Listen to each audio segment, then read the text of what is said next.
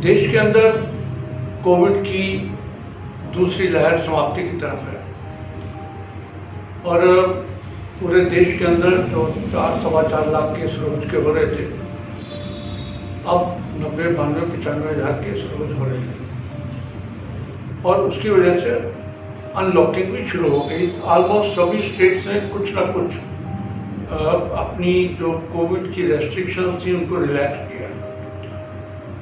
अब सारे देश के अंदर जितने साइंटिस्ट हैं, इवन डॉक्टर्स कह रहे हैं कि थर्ड वेव आने की पूरी संभावना है। थर्ड वेव अगले 3 से 6 महीने के अंदर आ सकती है। ये उन्होंने डाटा कलेक्ट किया पूरे विश्व के विभिन्न देशों के कोविड के बिहेवियर के ऊपर, कोविड के केसेस की संख्या और डेथ्स के ऊपर।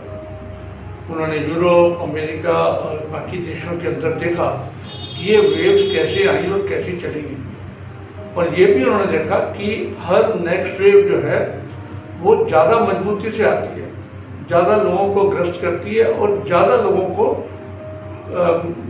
मृत्यु भी होती है।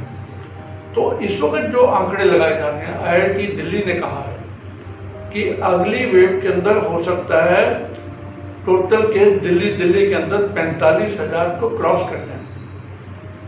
साइंटिस्टों ने इसके ऊपर रिसर्च की, उन्होंने पाया कि इसका कारण क्या है। कारण यह है कि एक तो जो ये वायरस है ये नए वेरिएंट्स रोज बनाता रहता है। ये आप सबको मालूम है कोविड एक वायरल डिजीज है और ये जितने वायरस होते हैं ये समय समय पर अपना रूप, अपना स्वरूप, अपना कैरेक्टर बदलते रहते हैं। तो जब ये कैरेक्टर बदलते हैं तो आप समझिए कि उसकी जो बॉडी है उसके अंदर डिफरेंट स्पाइक्स होती हैं, उनमें चेंजेस आती हैं। उनमें चेंजेस आने की वजह से इनका अटैक करने का तरीका या लोगों को गंभीर बीमार करने का तरीका में फर्क आ जाता है। कई म्यूटेशंस तो ऐसी होती हैं जो अच्छाई के लिए होती हैं कि वो वायरस धीरे धीरे अपना प्रभाव खत्म कर देता है, और कई ऐसी होती हैं जो एकदम तेज हो जाती हैं और जिसकी वजह से ट्रांसमिशन भी बढ़ जाता है और जिसकी वजह से ज़्यादा लोग ग्रस्त होते हैं और जिसकी वजह से मृत्यु भी ज़्यादा होती है।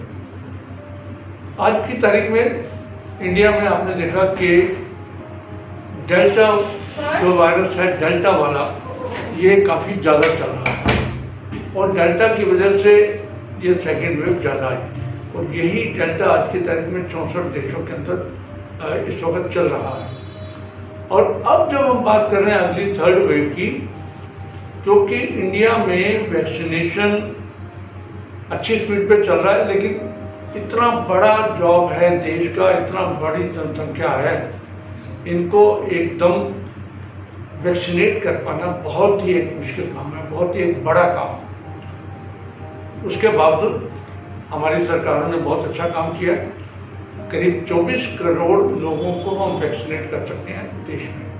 किसी को फर्स्ट डोज लग गई, किसी को सेकंड डोज भी लग गई, लेकिन अभी तक आपने देखा कि हेल्थ केयर वर्कर्स को लग रहा था, फिर फ्रंटलाइन वर्कर्स को लगा, फिर 60 साल से ऊपर लोगों को, 45 साल से ऊपर लोगों को, अब जो है 18 साल से ऊपर लोगों को वैक्सीनेशन का प्रोग्राम चल रहा है। लेकिन कहीं ना कहीं वैक्सीन बनाने की और उसको उपलब्ध करा पाने की भारत सरकार की कहीं ना कहीं एक मजबूरियां भी हैं।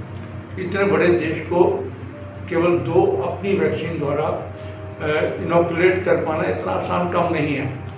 तो साइंटिस्ट ये मानते हैं कि जब हम 45 साल से छोटे लोगों को पूरा वैक्सीनेट नहीं कर पा रहे और 18 साल से बिल्कुल जो छोटे हैं उनको तो हमने बिल्कुल टच भी नहीं किया अभी तक, यानी कि वो ग्रुप जो रहने वाला है वो वल्नरेबल ग्रुप होगा, वो ऐसा ग्रुप होगा जिनके अंदर इम्यूनिटी नहीं होगी। जब उनके अंदर इम्यूनिटी नहीं होगी तो आप ये मान के चलिए कि जब वो वायरस उनके पास आएगा तो उनको बीमार जरूर करेगा। तो ये जो सिस्टम है उसके नाते आप देखिए कि जब वो इन्फेक्ट करेगा, अभी तक क्या हो रहा था कि बहुत जो बीमार लोग थे, डॉक्टर थे, 60 साल से ऊपर लोग थे, उनको एकदम से वायरस आता था, पकड़ देता था। इस वेव में आपने देखा कि कुछ कंपैरेटिवली यंगर लोगों को टच किया, क्योंकि काफ़ी सीनियर सिटीजन और डॉक्टर्स इसमें इनोकुलेट हो चुके थे।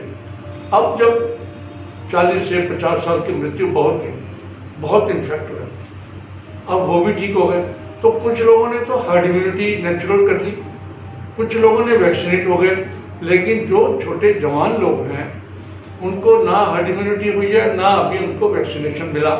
तो उस नाते वो जो वल्नरेबल ग्रुप है उसको इन्फेक्शन के चांस ज़्यादा है। और साथ ही कल कौन सा वेरिएंट कितना मजबूती के साथ, कितना विरुलेंट तरीके से भारत के अंदर अटैक करने वाला है, वो किसी को नहीं पता आज की तारीख में। तो इस नाते थर्ड वेव के आने तक सरकार को चाहिए कि अगले 3 महीने के अंदर अधिक से अधिक लोगों को वैक्सीनेट करें, चाहे वैक्सीन को इंपोर्ट करना पड़े, चाहे अपनी वैक्सीन को स्पीड बढ़ानी पड़े बनाने की, या स्पुतनिक टाइप या फाइजर की वैक्सीन को देश के अंदर जल्दी से जल्दी लॉन्च किया जाए और उपलब्ध कराया जाए। और दूसरा, हमें अपने आप के अंदर जो एक सरकार हमेशा कहती रही है कि कोविड एप्रोप्रिएट बिहेवियर अपनाना पड़ेगा, अपनाए रखना पड़ेगा।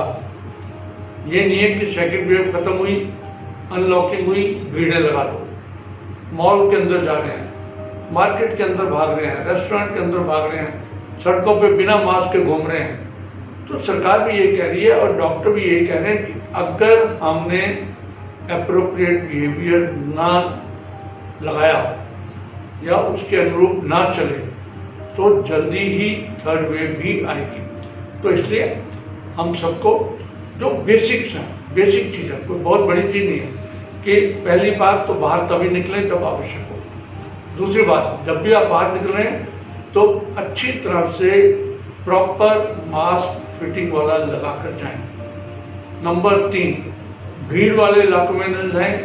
जरूरी नहीं है कि आज ही आपने सारी शॉपिंग करनी है, कल भी कर सकते हैं, 15 दिन बाद भी कर सकते हैं। तो भीड़ वाले इलाकों में न जाएं और अपना सैनिटाइजर अपने साथ में रखें, सोशल डिस्टेंसिंग को देखते हुए। इन सब चीज़ों का अगर हम पालन करेंगे तो उम्मीद है कि थर्ड वेव अगर आएगी भी तो इतनी सीवियर नहीं होगी, इतने ज़्यादा लोग ग्रस्त नहीं होंगे और इतनी मृत्यु नहीं होंगी। इन्हीं शुभकामनाओं के साथ आओ हम सब संकल्प लें कि हम अपना बिहेवियर ठीक रखेंगे और सरकार से प्रार्थना है कि अपना जो वैक्सीनेशन प्रोग्राम है और ज़्यादा उसको मजबूत करें।